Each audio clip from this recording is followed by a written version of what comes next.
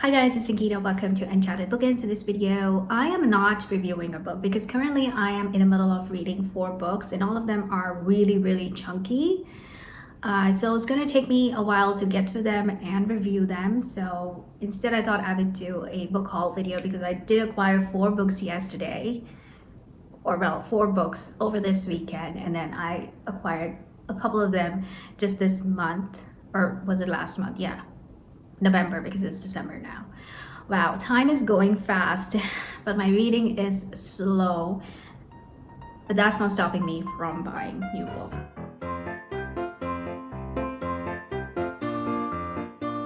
So anyways, the first book that I got is Gangland by Chuck Hogan. This is a crime fiction, sort of a thriller. It's about, as you might have guessed, it has to do with a gang. It's based on a true story of a member of the Chicago outfit, so the Chicago mafia basically, and it's quite thrilling. It's also pretty short for a thriller.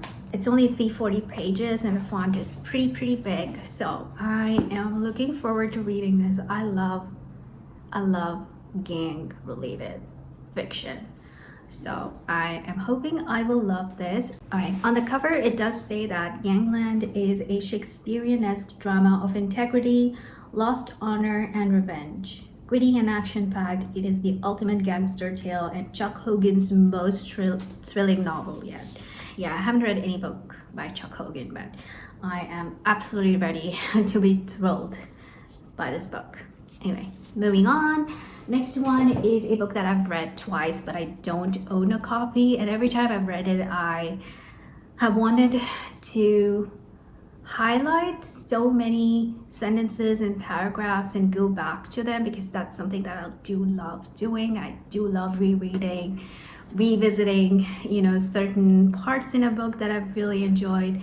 And there's one book that has fascinated me so much. Like as someone who is a hobby writer, I do like to look for patterns in storytelling. I like to sort of break it down from the perspective of a writer. And there's one story that just evades any sort of pattern, but still makes complete sense. And it's so fascinating and filled with so many good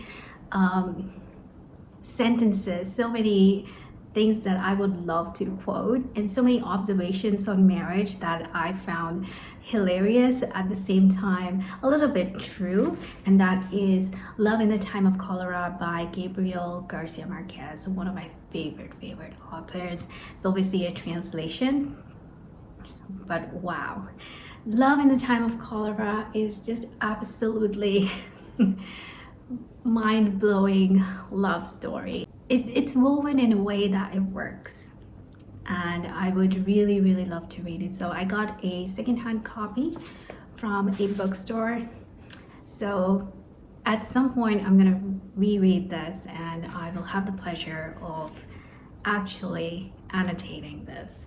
So yeah, this is the second one. The next one I have over here is Dark Matter by Blake Crouch. This is a book that I've been wanting to read for a year now. I think I heard about this a year ago and I got it at a really good bargain. It's only for $12.99 plus taxes. This is sort of like a sci-fi thriller where a guy named Jason, he is knocked off, and when he gains consciousness, his reality is totally askewed. He finds himself in a completely different reality, but he doesn't know whether the one that he's woken up in is the real life or his previous life was real. So there's a lot of confusion.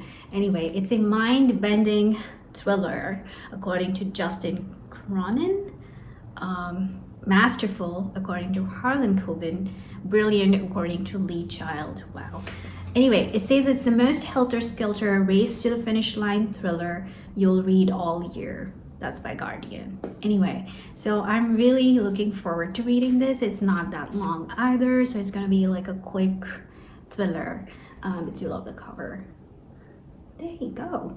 Okay, next one is a author whose book I have read, one book, and I appreciated a lot of things in that book, but then there were other things that bothered me so much. But she happens to be one of the favorite, like, cozy writers that women love.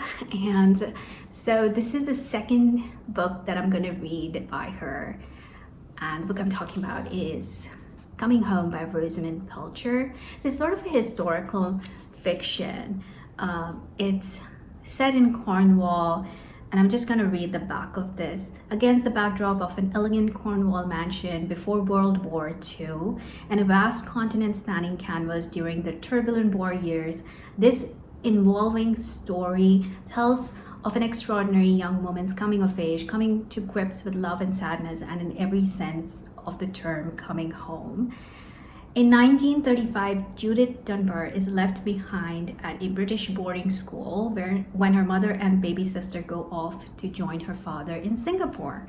At St. Ursula's, her friendship with Loveday Carey Lewis sweeps her into the privileged madcap world of the British aristocracy, teaching her about value, friendship, and wealth. But it will be the drama of war as it wrenches Judith from those she cares about most, that will teach her about courage and about love. Teaming with marvelous, memorable characters in a novel that is a true masterpiece, Coming Home is a book to be savored, reread, and cherished forever. Now, I read Winter Solstice by this author after hearing so many good things about it, and it being a favorite book of so many women. I found it's a cozy book in a sense, but then it also has some really deep themes. It deals with grief, it deals with infidelity, and that's the part of Winter Solstice that bothered me to the point where I couldn't like it as much as other people do. So I wanted to give this a try. It's funny because it also deals with love and sadness, and that's one of the things that I thought in Winter Solstice was not done well. I don't know. I have a lot of issues with that book, with that story. I did love the coziness of it. I did love the parts where the protagonist lives in this cottage. She lives in a small cottage and she goes on this really wild journey. But I loved the many scenes in that book where she is making tea. Just putting the kettle on is the coziest thing ever. So descriptions of that were amazing in that book. So I'm hoping this one is much different to that. I think a lot of people recommend Shell Seekers, and I was looking for that book, but I didn't find it at the bookstore. I got it from a secondhand bookstore, used bookstore. But really, yeah, I'm looking forward to reading this. I'm pretty sure I love at least some parts of this. So this is a second chance that I'm taking on this author, Rosamund Pilcher, Coming Home. Do let me know if you've read this book and if you loved it, or if you have any thoughts on that one. The next one is The Innocents by Michael Crummy. I read this book earlier this year. I borrowed a copy from the library, and I loved it so much. There are parts in this that are really uncomfortable, but because I've read it, I know what to avoid and what I'll be avoiding. But I really want to dissect this book. Again, like I said, that I am a hobby writer, so I do like to study certain books, and this is one of the books that I do want to study because it has you hooked. It's such a dark book. It's sort of a dark book, but then there are some light moments, and it's a very gripping story about the brother and sister. If you want to know more, go ahead and watch my complete review of this book. It doesn't have any spoilers. But yeah, the purpose of buying this copy was definitely to study Michael Crummy's writing. If you are a writer, and if you write historical fiction, definitely study this book. Study this author. His writing is amazing. Next one is also a historical fiction. A lot of women, in fact, a lot of book content creators, right, have been talking about this book, Still Life by Sarah Winman. This is a historical fiction set during the Second World War in Italy, and parts of it is also set in England. So both of the Italy I've never been, but it fascinates me, and England I love. So if you're gonna see, I am gonna go into this blind. I don't want to learn more about it, but at the same time I'm really looking forward to it. And I found this amazing copy. It's pretty clean and I love the book cover. I was actually really surprised to find this book at the secondhand bookstore that I went to. Anyway, so yeah, do let me know if you've read Still Life and what your thoughts are, or any of these books.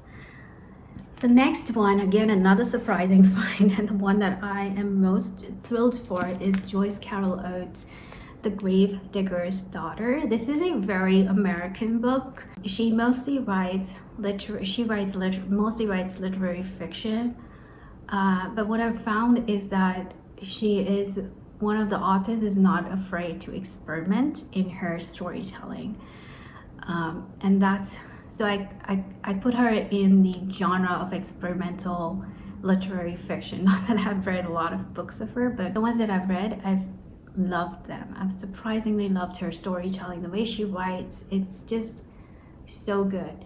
But again, this is one of her popular books, a very American novel, in the sense that it's set after the Second World War. This family, they immigrate to America, and there this man who used to be a high school teacher in Germany, now the only job he's given to demean his life is to work at the cemetery. He becomes a grave digger, works at the cemetery, right? But then for his daughter, he sees a bright future because she is born in America. She is not essentially an immigrant, right? Like her father was. So it's a very American story, and it is a much loved novel of hers by those who love her work. Yeah, Joyce Carol Oates, if you love lit fiction, highly recommend her.